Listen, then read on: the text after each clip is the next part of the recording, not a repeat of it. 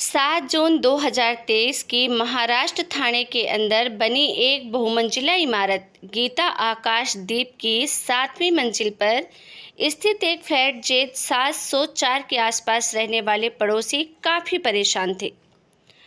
असहनीय बदबू अब उनके लिए मुसीबत बन रही थी और जब बदबू बर्दाश्त से बाहर हो गई तो उन्होंने इसकी सूचना पुलिस को ही देना समझा। किसी अनहोनी की आशंका से पुलिस आनन फानन में फ्लैट के अंदर पहुंची तो सबके होश उड़ गए।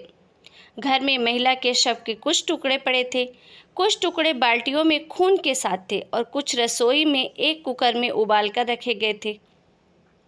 पुलिस वालों ने ऐसा मंजर अपने करियर में कभी नहीं देखा था।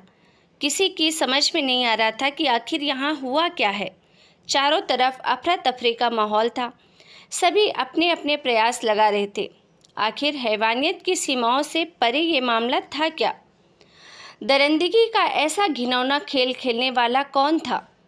आखिर उसका मकसद क्या था?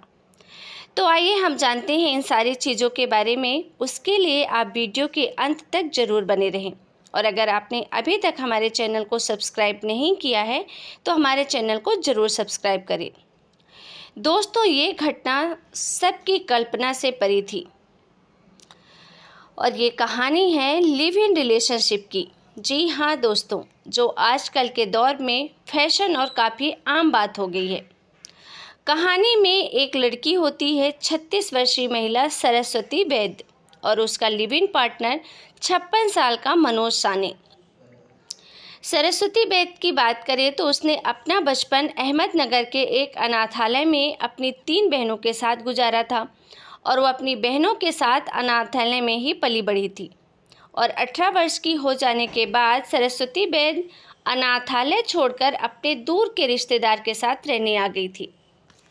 सरस्वती वैद्य ने एसएससी की परीक्षा में असफल होने के बाद पढ़ाई छोड़ दी और मनोज साने एक पढ़ा लिखा आदमी था। अनाथ होते हुए भी उसने औद्योगिक प्रशिक्षण लिया था, लेकिन टेक्नीशियन होते हुए भी उसे कोई अच्छी नौकरी नहीं मिली थी और वो बावही में एक राशन की दुकान पे काम करता था। परिवार के नाम पर उसके पास कोई नहीं था। उसके चाचा मधुकर साने और कुछ चचेरे भाई बहन ठाणे में रहते थे, मगर मनोज का उनसे कोई लेना देना नहीं था। घटना के 15 साल पहले बोरीवली के बावही नाका में राशन की दुकान पर मनोज साने और सरस्वती वैद्य की पहली मुलाकात हुई थी।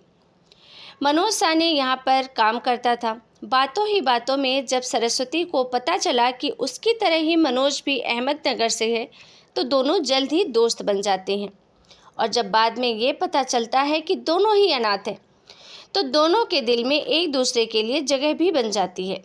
और इसी बीच मनोज ने आर्थिक तंगी से परेशान सरस्वती को एक दुकान में सेल्स गर्ल की जॉब दिलवा दी। क्योंकि मनोज हर मुश्किल में सरस्वती के साथ खड़ा रहता था तो धीरे धीरे उसे मनोज का साथ अच्छा लगने लगा। हर छोटी बड़ी समस्या के लिए उसे मनोज का सहारा लेना पड़ता था और मनोज भी बेझिझक उसका साथ देता था। आखिरकार सरस्वती वैद्य ने अपनी और मनोज साने की उम्र में 20 साल का बड़ा अंतर होने के बावजूद उसके साथ ज़िंदगी बिताने का फैसला कर लिया और दोनों मीरा रोड में रहने चले गए। गीता नगर में किराए के मकान में रहने लगे और ये दोनों अपने पड़ोसियों से ज़्यादा वास्ता नहीं रखते थे, ना ही कहीं आते जाते थे ज़्यादा, लेकिन जिस तरह से वो एक दूसरे से बात करते थे उससे पड़ोसियों का यही मानना था कि ये दोनों पति पत्नी हैं। घटना के दिन यानी कि 7 जून को जब पुलिस फ्लैट पर पहुंची और फ्लैट का दरवाज़ा खटखटाया तो मनोज ने दरवाज़ा खोला। उसने पुलिस को देखकर भागने की जैसे ही कोशिश की, लेकिन वहां पर मौजूद पुलिस वालों ने उसे हिरासत में ले लिया।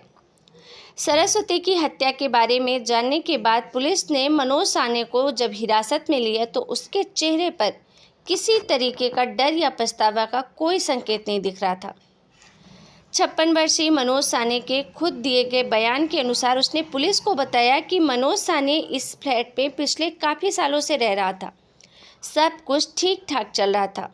सरस्वती अपनी 10वीं कक्षा की एसएससी परीक्षा में शामिल होने की योजना बना रही थी और मैं उसे मैथ्स भी पढ़ाया करता था।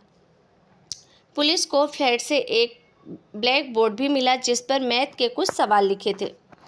उसने बताया कि सरस्वती वैद उसके लिए बेटी की तरह थी और उसने सरस्वती को नहीं मारा है। सरस्वती वैद ने कीटनाशक खाकर अपनी जान दी है। उसने कहा कि 4 जून को जब मैं घर वापस आया तो ज़मीन पर पड़ी हुई थी। उसके मुंह से झाग निकल रहा था। मैंने देखा तो उसकी सांसें नहीं चल रही थी, वो मर चुकी थी। और जिसके बाद पुलिस की गिरफ्त में आने के डर से मैंने शव को ठिकाने लगाने का योजना बना ली और इसीलिए मैंने सरस्वती वैद के शरीर के टुकड़े टुकड़े कर दिए। सरस्वती की हत्या के बारे में जानने के बाद मुंबई में रहने वाली सरस्वती वैद की तीनों बहनों ने पुलिस से संपर्क किया और अपना बयान देते हुए पुलिस को बताया कि मनोज और सरस्वती पति पत्नी थे। करीब 8 साल पहले उनकी बहन सरस्वती ने मनोज से एक मंदिर में शादी की थी और वो बहुत शांति के साथ हंसी खुशी जीवन गुजार रहे थे। लेकिन उम्र में काफ़ी अंतर होने के कारण उन्होंने शादी के बारे में किसी से कोई खुलासा नहीं किया था।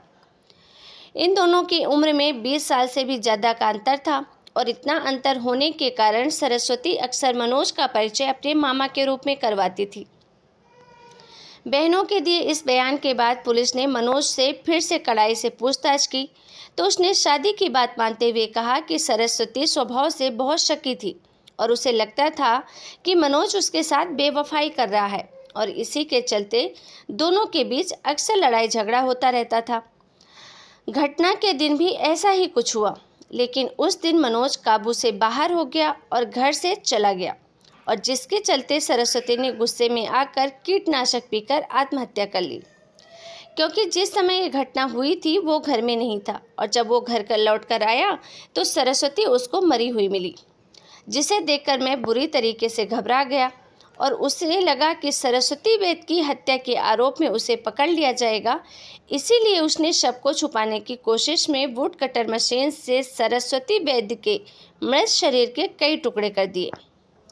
हिरासत में लिए जाने के बाद कोर्ट में मनोज के वकीलों ने ये दावा किया कि मनोज एक मानसिक मरीज है और इस कारण उसे छोड़ दिया जाए ताकि वो अपना इलाज करवा सके। माननीय जज ने जब पुलिस को आदेश दिया कि मनोज का साइकोमेट्रिक टेस्ट करवा जाए तो झूठ और अपराध कभी नहीं छुपता।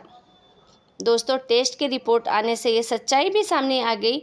जेजे अस्पताल ने इस बात की पुष्टि कर दी कि वो मानसिक रूप से पूरी तरीके से स्वस्थ है, उसे किसी तरह की कोई मानसिक बीमारी नहीं है। इसी बीच पुलिस को मनोज के फ्लैट से काफ़ी अजीब सी चीज़ मिली, जैसे एक हथौड़ा, एक टाइल कटर, एक चेन सो मांस के टुकड़े के साथ एक प्रेशर कुकर में मांस के पके हुए टुकड़ों के साथ 2 प्लास्टिक की बाल्टी में मांस के टुकड़े, प्लास्टिक टब में मांस के टुकड़े, भुने हुए मांस के टुकड़े, एक पीतल का भगोना, मांस के टुकड़ों के साथ 2 स्टील के चम्मच किचन स्लैब पर रखे हुए थे और साथ ही किचन स्लैब के ऊपर ही सरस्वती के बाल और बदबू से बचाव के लिए इस्तेमाल की जाने वाली तेल की शीशियाँ रखी थी। इनमें से चेन से आगे चलकर एक बहुत बड़ा सबूत बन गई। दरअसल आसपास पूछताछ करने के बाद जब पुलिस एक दुकान कार्तिक एंटरप्राइजर पहुंचा तो दुकान के मालिक ने बताया कि कुछ दिन पहले ही मनोज चेन 100 की मरम्मत करवाने यहाँ आया था और ये पूछने पर कि वो उससे क्या काम करता है, उसने कोई भी जवाब ठीक से नहीं दिया। अब पुलिस के हाथ में पुख्ता सबूत लग चुका था क्योंकि उन्होंने अपने तरीके से मनोज को रिमांड पर लिया और उससे सच उगलवाया और जो सच का खुलासा मनोज ने किया उसे सुनकर सबके होश उड़ गए। मनोज ने बताया कि सरस्वती शकी नहीं बल्कि मनोज खुद शकी था और उसे लगता था कि सरस्वती के और आदमियों के साथ नाजायज़ रिश्ते हैं और यही शक सरस्वती को मारने की सबसे बड़ी वजह भी बना। दरअसल बात यह थी कि सरस्वती और मनोज उम्र में काफ़ी अंतर था। मनोज सरस्वती से काफ़ी बड़ा था और इसी के चलते वो अपने आप को काफ़ी इनसिक्योरिटी में फील करता था क्योंकि उसे ऐसा लगता था कि सरस्वती उसके साथ खुश नहीं है और गैर मर्दों से उसके नाजायज़ संबंध हैं। इसीलिए उसने सरस्वती से हमेशा लड़ाई झगड़ा करता था और एक दिन जलन में आकर सरस्वती को उसने मौत के घाट उतारने की प्लानिंग बनाई। मनोज ने बड़े ही शांति ढंग से हत्या की योजना बनाई। जब पुलिस द्वारा उसकी सर्च हिस्ट्री गूगल की पता की गई तो उसमें पता चला कि उसने हत्या से पहले यानी कि 28 और 29 मई को गूगल के साथ ही साथ गूगल 2 को सारी चीज़ें सर्च करी कि शव को कैसे गलाया जाता है, शव को टुकड़ों में कैसे काटा जाता है और उन्हें कैसे ठिकाने लगाया जा सकता है। और फिर गूगल 2 की टाइल कटिंग मशीन और 4000 की और 200 वोल्ट वाली इलेक्ट्रिक चेन भी खरीदी। फिर छाछ में कीटनाशक का इंतजाम किया ताकि शव को सड़ने के लिए ज़्यादा समय भी न लगे। उसके साथ ही खुशबू के लिए नीलगिरी तेल की 5 बोतलें भी खरीद लाया था। घटना के दिन भी उसका इसी मुद्दे पर सरस्वती के साथ झगड़ा हुआ और झगड़े के बाद उसने खुद ही सरस्वती को वही कीटनाशक छाछ में मिलाकर पिला दी। उसे तड़पता छोड़कर मनोज उसकी मौत का इंतजार करने लगा और वो घर से बाहर चला गया। और कुछ देर बाद जब वो घर वापस आया तो सरस्वती के मुंह से झाग निकल रखा था और वो मर चुकी थी। उसने सरस्वती की सांसों को चेक किया और फिर उसकी दरिंदगी की सारी हदें पार कर दी। उसने सरस्वती की बॉडी को इलेक्ट्रॉनिक आरी से 20 टुकड़ों में काटा। चारों तरफ फैलते खून को देख उसने सरस्वती के शरीर के उन खून भरे टुकड़ों को बाल्टी में डाल दिया ताकि खून बाल्टी में ही रहे, इस पर इधर उधर ना फैले। और इसके बाद भी उसकी दरिंदगी शांत नहीं हुई तो उसने प्रेशर कुकर में उसके शरीर के कुछ छोटे छोटे टुकड़े करके उसमें उबाल लिया और फिर कुछ गैस के रोस्ट पर भी सेक दिया और सेकने के बाद उसके लाश के टुकड़ों को उसने कुत्तों को खिला दिया। पुलिस ने दुकान कार्तिका एंटरप्राइजेस से मालिक के छाछ बेचने वाले और कीटनाशक दवाई बेचने वाले जिसने मनोज के कत्ल में इस्तेमाल किया था उनके बयान भी दर्ज कर लिए थे और इन्हीं सबूतों के आधार पर पुलिस ने अपना पक्ष रखा और मनोज को अदालत ने दफ़ा 302 के तहत मुजरिम करार करते हुए जेल भेज दिया। रिपोर्ट्स के मुताबिक अभी ये मुकदमा चल ही रहा है। मनोज के वकीलों ने एक और कोशिश करते हुए इस मामले में नया मोड़ लाने की कोशिश की। इस बार उन्होंने ये कहा कि मनोज का HIV टेस्ट पॉजिटिव आया है 2008 में और इसके बाद मनोज के सरस्वती के साथ कोई भी फिजिकल रिलेशन ही नहीं थे। पुलिस ने 1200 पेज की चार्जशीट और 68 विटनेस का ब्यौरा कोर्ट में जमा करवाया है और उन्हें विश्वास है कि सरस्वती को इंसाफ जरूर मिलेगा।